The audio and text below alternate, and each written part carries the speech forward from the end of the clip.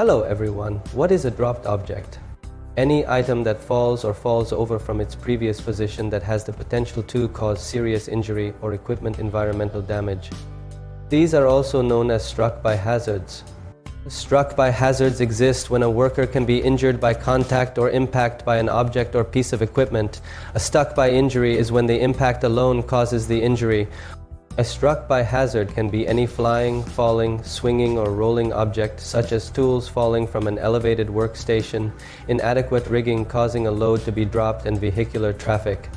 When considering impact, force, two factors are considered: weight and fall distance. These numbers are based 2015 statistics.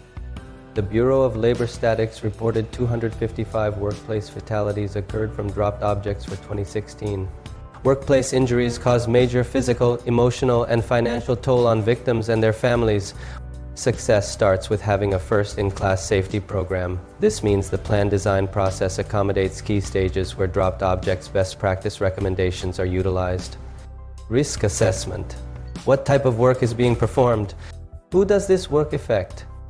How does this work affect others? Where are the areas that are affected by this work? When are these areas going to be affected by this work? Create and execute a plan. List each of the steps in the task to be performed. Identify each of the hazards associated with these tasks. Identify the controls that will be used to mitigate the hazards. List equipment, PPE, materials, etc. that will be utilized. Measure the effectiveness of the plan. Did anything of note occur during the performance of the work? Is everything go according to the plan? Is the plan being well communicated to the others involved or affected by the work? Continuous improvement. Could it or should changes be made here? Modification to the plan to better mitigate the risk. What are the goals or objectives of the change? Passive controls are physical stationary barriers that prevent, block, or retain items from falling. These are stationary barriers and do not require the user to be actively engaged. Examples of passive fall protection. Toe boards installed around unprotected edges, such as roofs, floors, scaffolds, and elevated platforms. Nets installed in high entryways and cathedral ceilings. Floor or hole covers installed over floor openings, hatchways, and skylight openings. Hole and opening covers installed over holes and openings. Passive fall protection is often considered the safer option than active fall protection because it reduces the opportunity for error. Debris nets, fire blankets, and mesh can be used on the work surface as long as it does not introduce trip hazards, or installed along the sides or underneath work surfaces to catch loose or dropped items. It is important to examine these controls as dropped items may bounce off hard surfaces, deflect out the controlled zone. Barricades play an important role in controlling the drop zone and preventing others from gaining access, subsequently being exposed to hazards.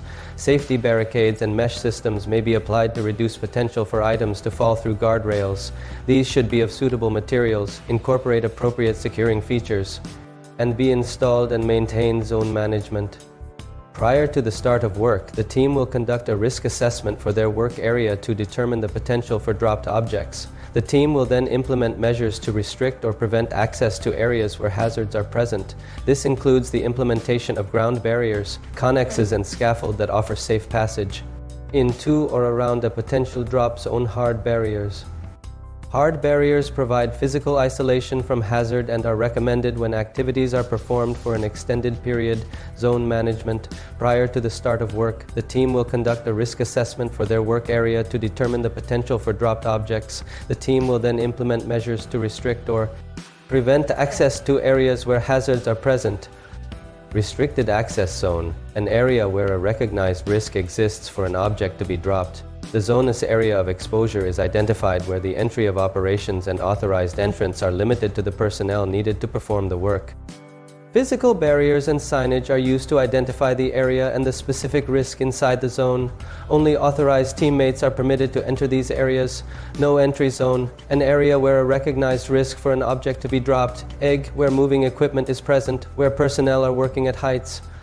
And TMS and CTMS are not permitted while the hazard is present or active. These zones are identified in the pre-work assessment. These areas are controlled by physical barriers and signage to identify the area and the specific risk inside the zone. No teammates are permitted to enter these areas. Protection at no entry zone. Overhead work could be categorized as non-high traffic and high traffic areas.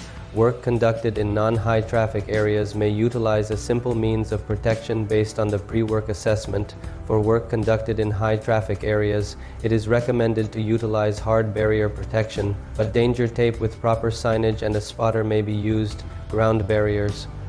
When possible, fully enclose areas around all sides of the affected zone. Signage should be erected a sufficient distance away from hazard. This distance is based on the environmental factors and encompass the entire affected area. Barriers should be maintained to prevent access to areas of overhead hazards or elevated work. Points of access or egress should be planned when erecting barriers. Removal of barriers. Barriers should be removed when no hazard remains. Barriers without proper signage may be removed. Continuous improvement, where we consider the risk that these preventative barriers fail, collaborate and implement improvements to further reduce risk. Safety first.